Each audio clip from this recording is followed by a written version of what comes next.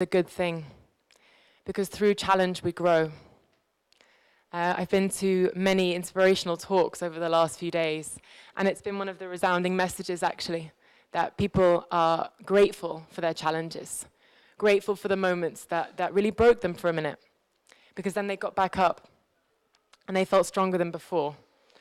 So to not be afraid of challenge is really important, to not be afraid of difficulty, and to say that we all go through those moments is something we need to communicate to children. And it's not done enough, actually. And the second emotion, which really inhibits young people, and I'm speaking about young people, but I'm hoping that we can probably all connect with some of these ideas. Learning is lifelong, we all know. It doesn't stop as soon as you get out of school.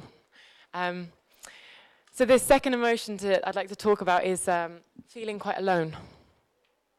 We have moments where we feel very alone in our experiences. And children and young people experience this too. They may not know how to communicate it to us, but they often feel very alone in their challenges and their struggles. And they can feel isolated also by their experiences.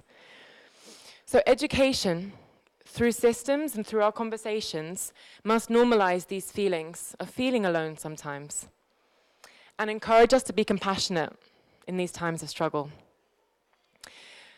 The reason that we often feel so alone and quite worried and quite vulnerable is actually due to a lot of outside forces. Okay, so advertisers, political interests, they want us to buy into this survival of the fittest, ruthless perception of the world, that you have to beat down other people before they get you. And it's really sad because this quotation is actually attributed to Darwin, who wasn't the first person to say it, although he did use it later. And it's a complete misrepresentation of what he was trying to say. Language actually has evolved.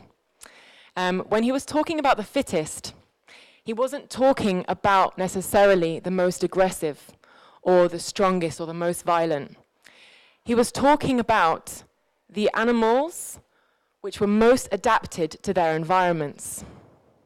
Okay? So the survival of the fittest is actually the survival of the best adapted in their environment. Now, we're not lions or hippos, okay? We don't go around, that's not what we need to survive in this world. We are intellectual, spiritual, compassionate beings. So the fittest in our society are those who can be compassionate and who can create and work together. This is what Darwin spoke about. In The Evolution of the Species, what he actually quoted, what he actually said was, he used the phrase, the survival of the fittest, 2 times when he discussed how humans flourished, and 96 times when saying how humans flourished. He used the word love. Okay, that's why humans flourish. He said that those communities which included the greatest number of the most sympathetic members flourished. Okay, so please spread that message. That's not what Darwin was saying. Yeah, he was saying that coming together is what helped us flourish. So humans, in their very nature, we are compassionate beings. Okay, we have this neurochemical, amazing, these mirror neurons. Our brains are designed to understand how other people feel. And our astounding progress as a species is the result of a collective and a cumulative brainwave of people building on each other's ideas. So the final liberation I would like to discuss is the sense of powerlessness which many young people feel. And I think also adults feel sometimes. Many times they would ask me, Miss, they would say, I really want to change the world, I really want to help things, but I'm just one person. What can I do?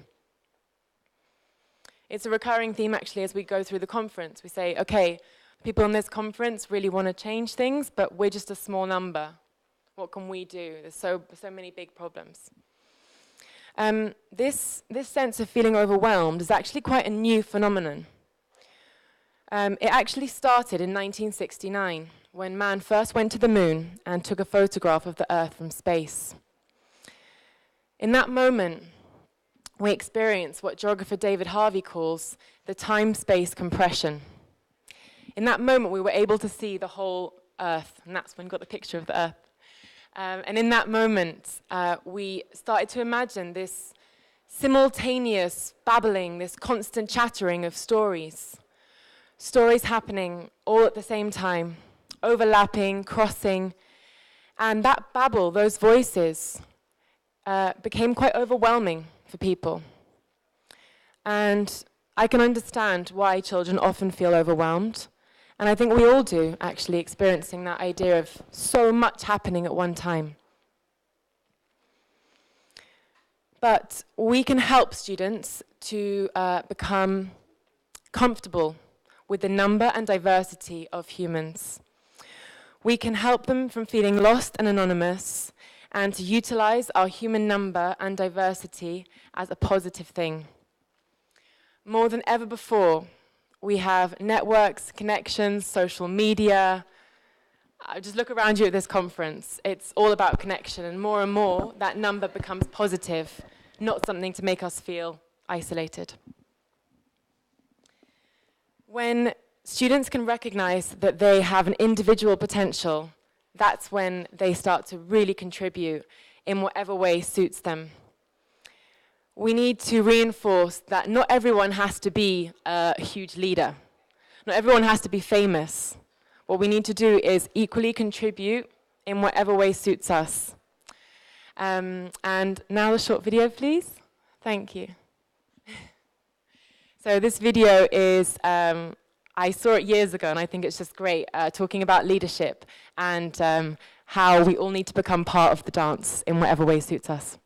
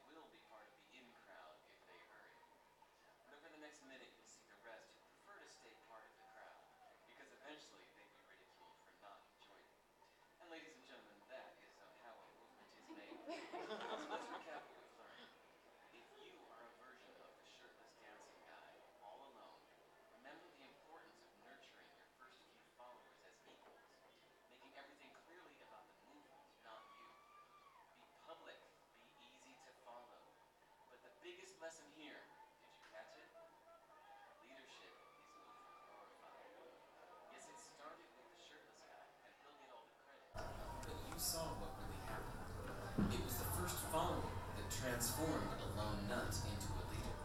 There's no movement without the first follower. See, we're told that we all need to be leaders, but that would be really ineffective.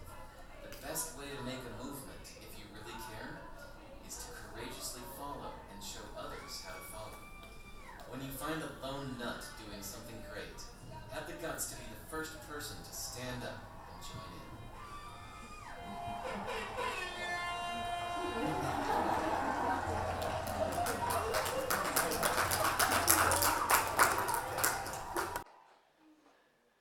Okay, so yeah, it's great. I kind of wanted to get up and dance watching it. So this video is really powerful and it's fun. And when I show this to children, they always say to me, yeah, like it's so true. It's just about dancing. And that's really it. So it doesn't matter if you're the first person or the second or the third. It's about joining in with the dance. And we can really, really push that message for children and say, it's okay if you're not the really extroverted person that gets up first. It's okay if you want to actually be in the middle of the crowd, that you don't want people to really see you. That's okay. Just dance. Just join in. Our organization, Human, we do talk about these ideas. We talk about how we can move from feeling alone to connected. We help them from feeling powerless to powerful. And when we do these things, when we do the workshops, the comments that we get from the children and their faces, it's just remarkable. And the teachers send us emails weeks afterwards saying that they continue talking about it, that they're brighter, that they're engaged. Because the inner lives, the inner worlds of these young people are what inspire them to come out of themselves and to really be all that they want to be. So just a couple more minutes just to explain briefly my company, Human, what we do. So the 5 themes that we do in the workshops, we think about H for human is happiness. We ask them what it is to them, and we help them think about how they could be happier in their lives. The U is for universal goals, which connect us as human beings. The M for mind and body, about how the two are connected and how we can really nurture our bodies and our minds to help the two connect. The A for autonomy, about how they are individuals, empowered individuals, and how now, N, is how they can take practical steps towards contributing in their worlds. So that's what we do. And if you would like to take a card and speak to me, send me an email. I'd love to work with you guys. We also do some international projects, working on each of the themes. And we're in a really exciting moment. So thank you so much for the opportunity to speak. It was my first big talk, so thank you so much for your smiling faces as well. Thank you.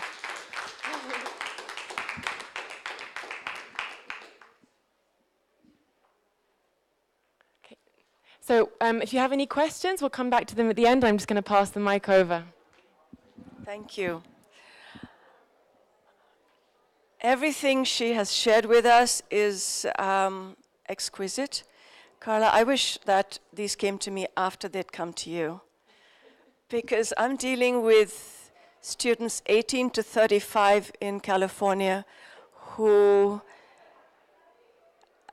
go through a school system that I find is somewhat isolating. They come to me to take writing classes